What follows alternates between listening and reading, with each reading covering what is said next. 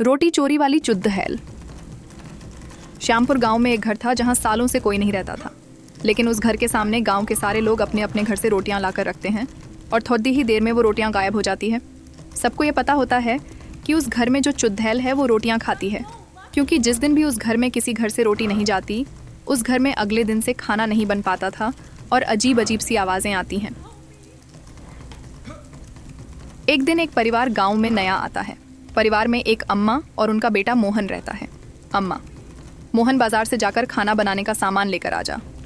मोहन: ठीक है माँ, जाता हूँ। और मोहन सामान लेकर आता है और माँ खाना बनाने में जुट जाती है। वो लोग गांव में नए रहते हैं और उन्हें कोई बताता भी नहीं है कि उनको उस घर के सामने रोज रोटी रखना है। अब अम्मा खाना बना देती है और मोहन और अम्मा खाना खाकर सो जाते हैं। अगले दिन सुबह जब अम्मा खाना बनाने जाती है तो जैसे ही रोटी बनती है गायब हो जाती है और अजीब सी आवाज़ें आती हैं। अम्मा: मोहन मोहन। मोहन: हाँ अम्मा, क्या हुआ? अम्मा: मैं रोटी बना रही हूँ और रोटियाँ गायब हो रही हैं और अजीब सी आवाज़ें आ रही हैं जैसे कोई हंस रहा हो। मोहन: ऐसा कैसे हो सकता है अम्मा? ना मेरे सामने रोटी बनाओ, देखते हैं।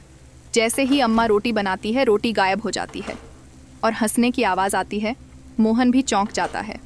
मोहन: अरे अम्मा, ये कैसे हो रहा है? कहीं इस घर में कुछ है तो नहीं? दोनों घबरा जाते हैं और गांव के मंदिर में जाते हैं और पंडित से पूछते हैं कि उनके साथ ऐसा हो रहा है। पंडित: बेटा, गांव के बीचों बीच एक घर बना है। रोज़ उस घर के सामने 2-4 रोटी सुबह शाम रख दिया करो, तुम्हारी परेशानी दूर हो जाएगी। और उस घर के सामने जाकर कहना कि खाना बनते ही रोटी सबसे पहले इस घर के सामने रख कर जाओगे। मोहन: लेकिन पंडित जी, ऐसा क्यों? मोहन के पूछने पर पंडित जी बताते हैं कि बहुत समय पहले की बात है। इस घर में एक औरत रहती थी। उसके घर में खाने के लिए कुछ नहीं था और उसके पास कोई काम भी नहीं था, तो वह लोगों के घर से रोटियां चुरा लेती थी। एक दिन उसने सरपंच के घर से रोटी चुराई और सरपंच ने उसे ऐसा करते पकड़ लिया। इसके बाद सरपंच ने उसको सज़ा दी कि उसे कोई खाना नहीं देगा और उस घर में उसे बंद करवा दिया।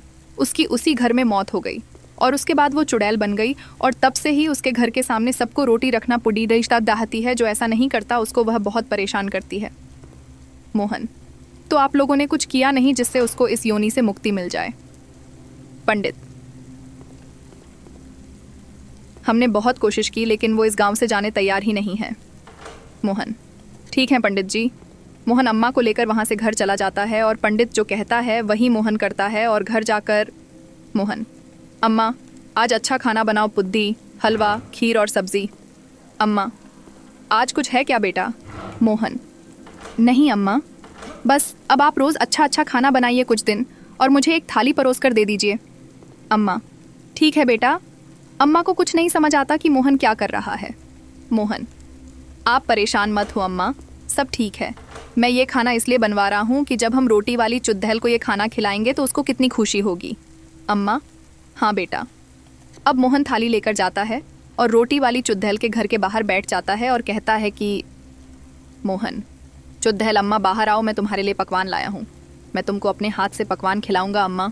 इतने में चुड़ैल मोहन के सामने आती है और मोहन उसको खाना खिलाता है और सारा गाँव उसको देखता है। और मोहन रोज़ चुड़ैल को पूछता है कि उसको खाने में क्या खाना है और रोज़ उसको अच्छे अच्छे पकवान खिलाता है। एक दिन मोहन: चुड़ैल अम्मा, ये बताओ तुम यहाँ अकेली कैसे रह लेती हो? तुमको बुरा नहीं लगता? चुड़ैल अम्मा: लगता तो है, लेकिन मेरे साथ कौन रहेगा बेटा? मोहन: आप वहाँ क्यों नहीं चली जाती जहाँ आपके जैसे ही लोग हों? चुड़ैल अम्मा: हाँ बेटा, बात तो सही कह रहे हो। मोहन: अम्मा, वहाँ आपको अच्छा लगेगा। चुड़ैल अम्मा: एक काम करो बेटा, वो लौटा है मेरे घर के अंदर, उसको जाकर नदी में बहा दो, मुझे मुक्ति मिल जाएगी। अब मुझे इस गांव से और गांव वालों से कोई परेशानी नहीं है। मोहन: ठीक है अम्मा। और मोहन ऐसे ही करता है और पूरे गांव को रोटी वाली चुड़ैल से मुक्ति मिल जाती है।